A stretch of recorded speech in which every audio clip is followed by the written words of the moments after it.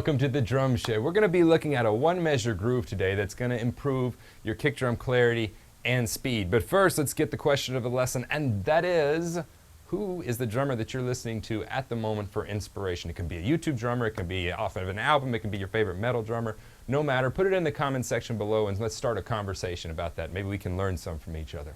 Okay, so we're going to use this one groove to do this. Why are we using a groove? All too often, whenever we isolate limbs, which is great. They need that so that we can get the fundamentals and the basics down so that we can improve in that area. But whenever we come to add them back to the kit, which we're all, we're going to be playing, we're not snare drummers here, we're going to be playing with all four limbs. So when we come to add them back to the drum set is where we encounter some problems. So this exercise will hopefully help you sort some of that kick drum, some of those kick drum issues out and improve your speed, dexterity, your clarity. That's what we're looking for. When it comes to a kick drum, it doesn't matter if it's fast, if it's not clear. So if you're doing really fast double strokes and they're not clear double strokes, it doesn't matter that you're doing them because they're just sloppy.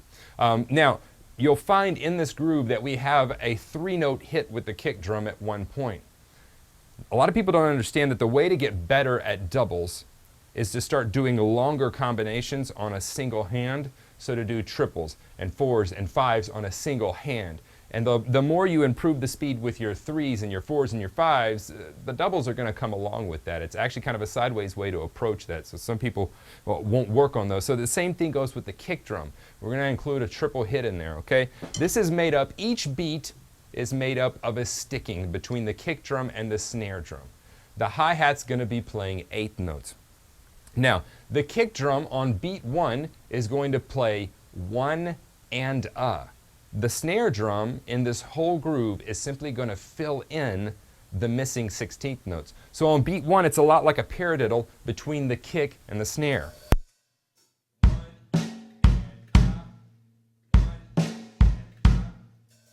That's sticking number 1. Now sticking number 2 between the kick and the left hand is going to be simple singles. It's going to be left, kick, left, kick. The second left on beat 2, the and, gets accented.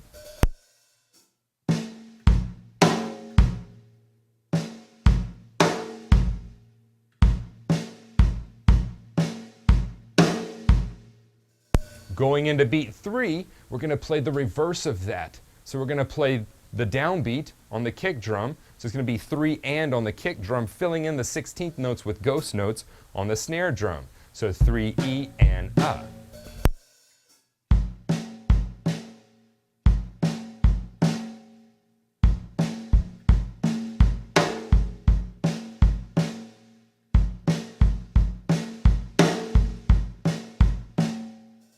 And last but not least, we have the devil himself, the triple hit on the kick drum. So it's going to go 4 E and on the kick drum, accent A on the snare drum.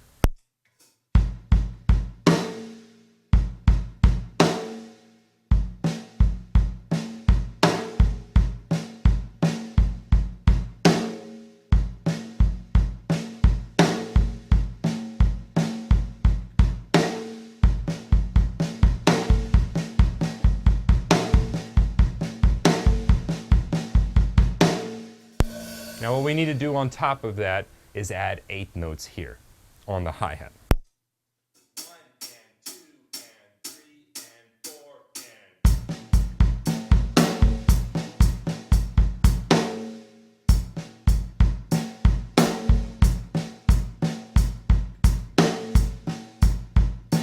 and...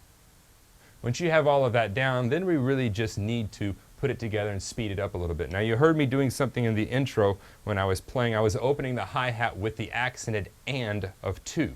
You can do that if you want. You can put some variations in here, and you heard me doing some fills between the snare and the kick and the hi-hat. You can put some variations in here, but overall, let's work to get this up to a tempo that's going to push you. And that's going to be, I would like you to get it up to 108, 110, 115, get it up in that range. Once we start getting in that range, then we're really starting to get some improved speed and clarity with that kick drum, all right? Don't speed up unless the clarity is there with it. I'll play it for you right now.